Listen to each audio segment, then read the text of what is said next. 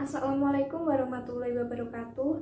Saya Berliani Dwi Purwandini dengan NIM 81114204882. Di sini saya akan memaparkan penjelasan mengenai kasus sengketa laut Cina Selatan sebagai pemenuhan tugas akhir hukum internasional di semester ini. Kali ini saya akan memaparkan dua rumusan masalah mengenai sengketa Laut Cina Selatan. Yang pertama mengenai bagaimana konflik Laut Cina Selatan sebagai sengketa internasional. Yang kedua, bagaimana penyelesaian sengketa Laut Cina Selatan oleh Badan Arbitrase Nasional. Langsung saja kita mulai ke inti permasalahan dari pokok penjelasan mengenai sengketa Laut Cina Selatan. Yang pertama mengenai konflik Laut Cina Selatan sebagai sengketa internasional. Sebagaimana telah disebutkan pada bagian sebelumnya, Laut Cina Selatan merupakan wilayah laut dengan potensi ekonomi, politik, dan pertahanan yang sangat besar, sehingga dapat menimbulkan sengketa berdasarkan kepentingan berbagai negara di kawasan tersebut. Pada perspektif hukum internasional, sengketa internasional adalah sengketa antara subjek hukum internasional tentang fakta, hukum atau politik, di mana penegasan atau penyataan salah satu pihak ditolak, dibantah atau disengketakan oleh pihak lain. Sengketa internasional terjadi apabila sengketa tersebut melibatkan pemerintah, badan hukum, atau individu di berbagai belahan dunia karena yang pertama kesalahpahaman tentang suatu hal, kedua suatu pihak dengan sengaja melanggar hak atau kepentingan orang lain, yang ketiga dua negara tidak setuju pada satu masalah, dan yang terakhir pelanggaran terhadap hukum atau perjanjian internasional.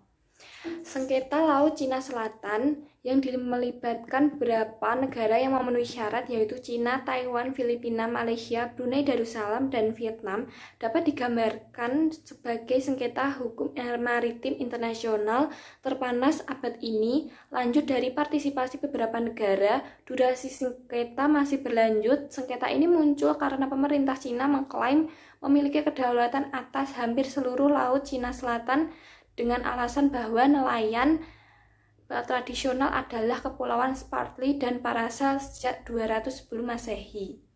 Bagi Cina, mereka berhak atas wilayah Laut Cina Selatan atas dasar sejarah pendudukan efektif selama berabad-abad.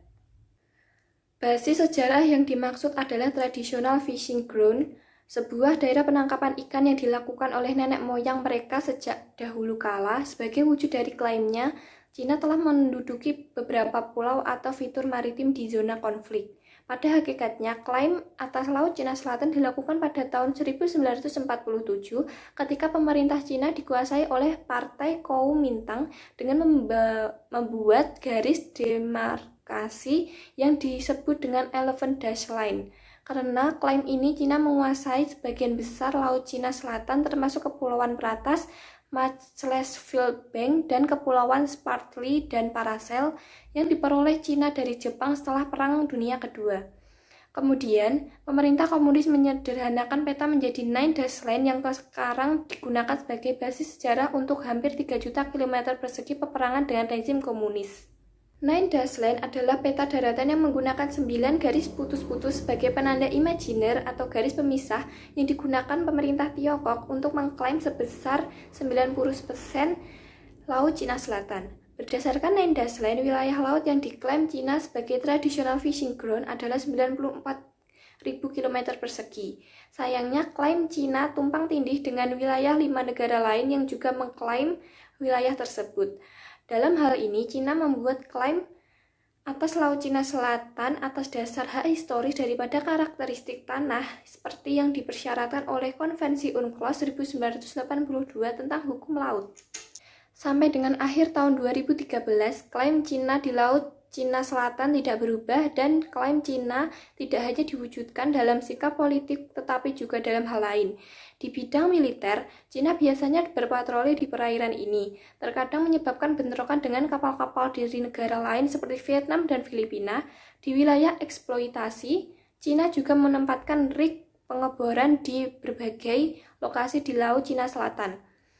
6 negara yang terlibat klaim di Laut Cina Selatan memiliki klaim yang tumbang tindih. Cina, Taiwan, dan Vietnam cenderung memiliki klaim teritorial di Kepulauan Spratly, sementara Malaysia, Filipina, dan Brunei Darussalam hanya menuntut sebagian pulau-pulau dari kepulauan tersebut.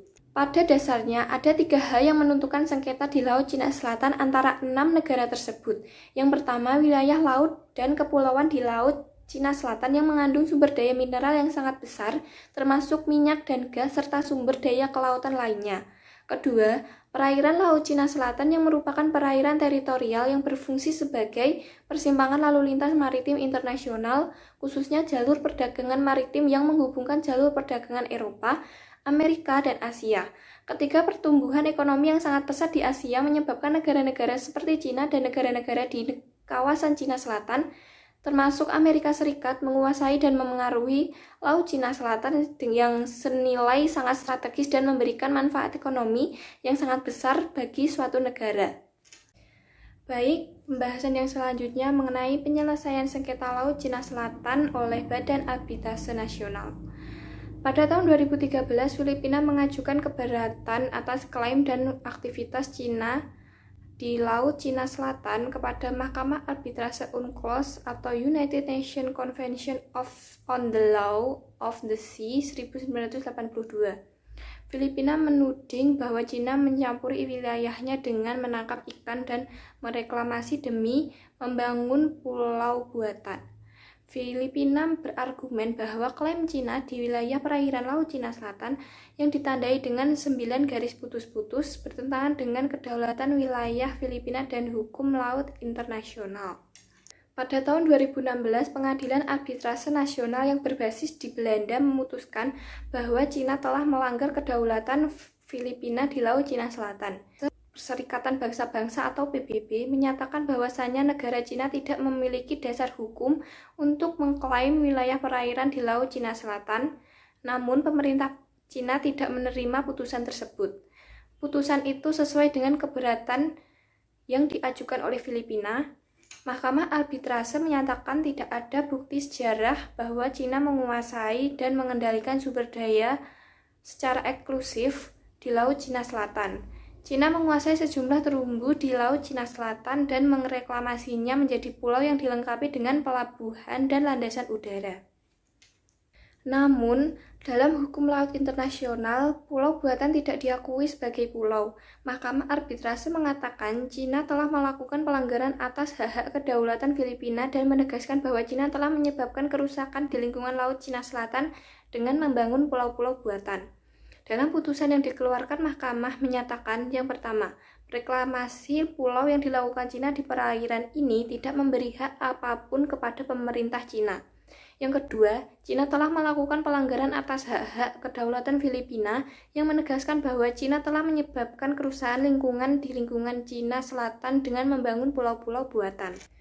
Hakim di mahkamah ini berdasarkan putusan pada Konvensi PBB tentang Hukum Laut UNCLOS atau United Nations Convention on the Law of the Sea yang ditandatangani oleh pemerintah Cina dan Filipina, yang mana keputusan ini bersifat mengikat, namun Mahkamah Arbitrase tidak memiliki kekuatan untuk menerapkannya dan Mahkamah Arbitrase tidak memiliki kekuatan untuk melakukan pemaksaan. Perkara sengketa Laut Cina Selatan yang ditangani mahkamah ini didaftarkan secara unilateral oleh pemerintah Republik Filipina untuk menguji keabsahan klaim Cina antara lain berdasarkan UNCLOS atau United Nations Convention on the Law of the Sea tahun 1982. Cina berargumen bahwa institusi itu tidak memiliki yurisdiksi. Apapun putusan Mahkamah Arbitrase, Cina tidak akan menerima, mengakui, dan melaksanakan. Jika putusan Mahkamah Arbitrase menguntungkan Filipina, reputasi Cina menjadi rusak dan dilihat sebagai negara yang mengabaikan hukum internasional. Namun, pada Senin 25 Juli 2016, pihak Filipina setuju menarik tuntutannya agar pertemuan ASEAN tetap menghasilkan pernyataan bersama. Negara-negara Asia Tenggara akhirnya mencapai kata sepakat pada Selasa setelah Filipina menarik tuntutan untuk menyebut pengadilan internasional mengenai sengketa Laut Cina Selatan dalam pernyataan bersama. Dalam pernyataan bersama yang akhirnya disepakati, ASEAN meminta resolusi damai terhadap sengketa Laut Cina Selatan sesuai hukum internasional, termasuk hukum laut PBB yang dijadikan rujukan Pengadilan Arbitrase Nasional. Para pihak berusaha untuk menyelesaikan sengketa teritorial dan yurisdiksi dengan cara damai, tanpa menggunakan ancaman dan penggunaan kekerasan, melalui konsultasi dan negosiasi yang ramah dengan negara-negara berdaulat secara langsung. Sesuai dengan prinsip hukum internasional yang diakui secara universal, termasuk UNCLOS 1982, negara-negara tersebut sepakat untuk mengendalikan diri dari aktivitas yang akan meningkatkan perselisihan dan mempengaruhi perdamaian dan stabilitas di kawasan Laut Cina Selatan, termasuk menahan diri dari tindakan menghuni pulau, pulau karang, pulau buatan, dan fitur lainnya yang terdapat di wilayah perairan tersebut. Baik, segitu saja pemaparan dari saya. Apabila terdapat kesalahan ataupun kekurangan, saya memohon maaf yang sebesar-besarnya. Sekian, terima kasih. Wassalamualaikum warahmatullahi wabarakatuh.